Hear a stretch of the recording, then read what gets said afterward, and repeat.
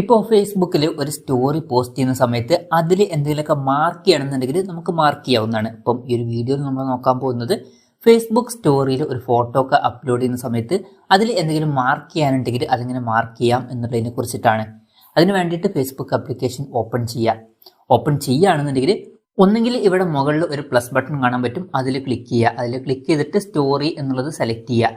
അതല്ല എന്നുണ്ടെങ്കിൽ ഇവിടെ ക്രിയേറ്റ് സ്റ്റോറി എന്നുള്ള ഓപ്ഷൻ കാണാൻ പറ്റും, അതിൽ ക്ലിക്ക് ചെയ്യുക. അതിൽ ക്ലിക്ക് ചെയ്തിട്ട് നിങ്ങൾക്ക് വേണ്ട ഫോട്ടോ അല്ലെങ്കിൽ വീഡിയോ സെലക്ട് ചെയ്യുക. ഒരു എക്സാമ്പിളിന് ഞാൻ ഈ ഒരു ഫോട്ടോ സെലക്ട് ചെയ്യാണ്.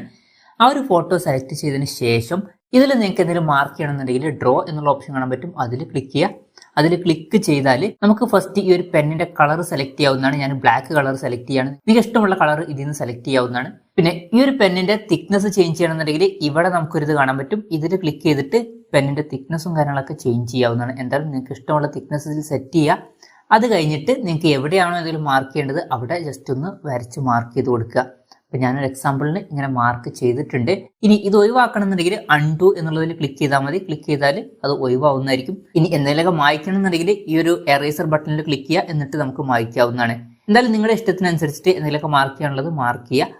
മാർക്ക് ചെയ്ത് കഴിഞ്ഞതിന് ശേഷം ഇവിടെ ഡൺ ബട്ടൺ കാണാൻ പറ്റും, അതിൽ ക്ലിക്ക് ചെയ്യുക. അതിൽ ക്ലിക്ക് ചെയ്തതിന് ശേഷം ഈ ഒരു സ്റ്റോറി പോസ്റ്റ് ചെയ്യാൻ ഷെയർ ബട്ടണിൽ ക്ലിക്ക് ചെയ്യുക. ക്ലിക്ക് ചെയ്യുകയാണെന്നുണ്ടെങ്കിൽ ആ ഒരു സ്റ്റോറി പോസ്റ്റ് ആവുന്നതായിരിക്കും.